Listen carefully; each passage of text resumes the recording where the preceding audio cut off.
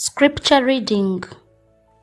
A reading from the book of Deuteronomy, chapters 29 and 30. Chapter 29. These are the words of the covenant that the Lord commanded Moses to make with the Israelites in the land of Moab, in addition to the covenant that he had made with them at Horeb.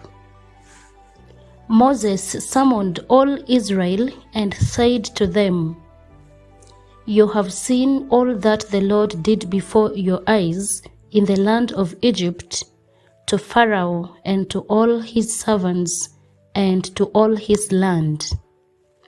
The great trials that your eyes saw, the signs and those great wonders. But to this day, the Lord has not given you a mind to understand, or eyes to see, or ears to hear. I have led you 40 years in the wilderness. The clothes on your back have not worn out, and the sandals on your feet have not worn out.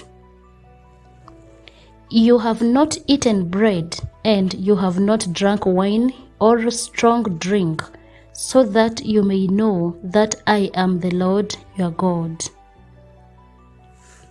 When you come to this place, King Sihon of Heshbon and King Og of Bashan came out against us for battle, but we defeated them. We took their land and gave it as an inheritance to the Reubenites, the Gadites, and the half-tribe of Manasseh. Therefore, diligently observe the words of this covenant, in order that you may succeed in everything that you do. You stand assembled today, all of you, before the Lord your God, the leaders of your tribes, your elders, and your officials, all the men of Israel. Your children, your women, and the aliens who are in your camp, both those who cut your wood and those who draw your water, to enter into the covenant of the Lord your God, sworn by an oath which the Lord your God is making with you today, in order that he may establish you today as his people, and that he may be your God, as he promised you and as he swore to your ancestors, to Abraham, to Isaac, and to Jacob. I am making this covenant, sworn by an oath, not only with you who stand here with us today before the Lord our God, but also with those who are not here with us today. You know how we lived in the land of Egypt, and how we came through the midst of the nations through which you passed. You have seen their detestable things, the filthy idols of wood and stone, of silver and gold that were among them. It may be that there is among you a man or a woman, or a family or tribe, whose heart is already turning away from the Lord our God to serve the gods of those nations. It may be that there is among you a root sprouting poisonous and bitter growth.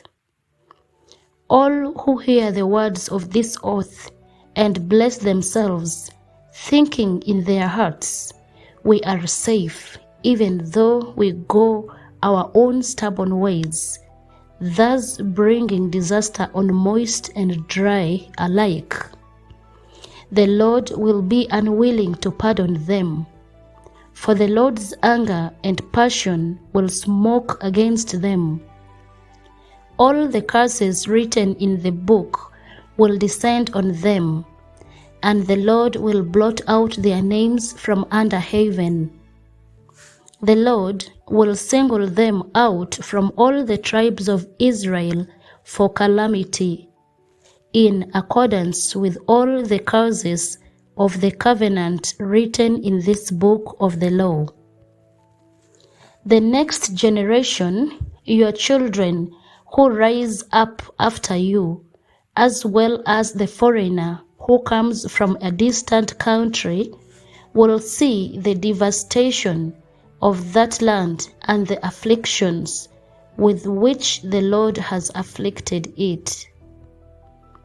All its soil burned out by sulfur and salt, nothing planted, nothing sprouting, unable to support any vegetation, like the destruction of Sodom and Gomorrah, Admah and Zeboim, which the Lord destroyed in his fierce anger. They, and indeed all the nations, will wonder, why has the Lord done thus to this land? What caused this great display of anger? They will conclude, it is because they abandoned the covenant of the Lord, the God of their ancestors, which he made with them when he brought them out of the land of Egypt. They turned and served other gods, worshipping them, gods whom they had not known and whom he had not allotted to them. So the anger of the Lord was kindled against that land, bringing on it every curse written in this book. The Lord uprooted them from their land in anger, fury, and great wrath, and cast them into another land, as is now the case.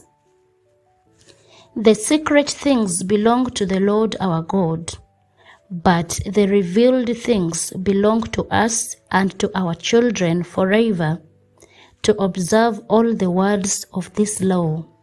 Chapter 30.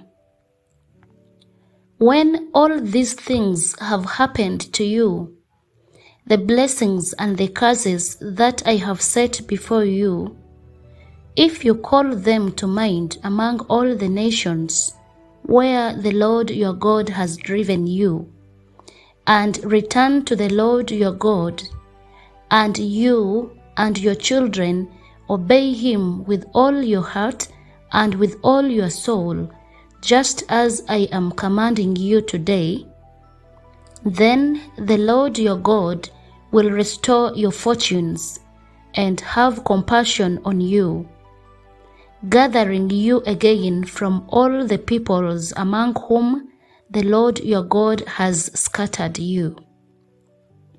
Even if you are exiled to the ends of the world, from there the Lord your God will gather you, and from there he will bring you back. The Lord your God will bring you into the land that your ancestors possessed, and you will possess it. He will make you more prosperous and numerous than your ancestors. Moreover, the Lord your God will circumcise your heart and the heart of your descendants, so that you will love the Lord your God with all your heart and with all your soul, in order that you may live. The Lord your God will put all these curses on your enemies and on your adversaries who took advantage of you. Then you shall again obey the Lord, observing all his commandments that I am commanding you today. And the Lord your God will make you abundantly prosperous in all your undertakings, in the fruit of your body, in the fruit of your livestock, and in the fruit of your soil. For the Lord will again take delight in prospering you, just as he delighted in prospering your ancestors, when you obey the Lord your God, by observing his commandments and decrees that are written in this book of the law. because you turn to the Lord your God with all your heart and with all your soul. Surely, this commandment that I am commanding you today is not too hard for you, nor is it too far away. It is not in heaven that you should say, "Who will go up to heaven for us and get it for us, so that we may hear it and observe it?" Neither is it beyond the sea that you should say, "Who will cross to the other side of the sea for us and get it for us, so that we may hear it and observe it?" No, the word is very near to you. It is in your mouth and in your heart for you to observe. See, I have set before you today life and prosperity, death and adversity.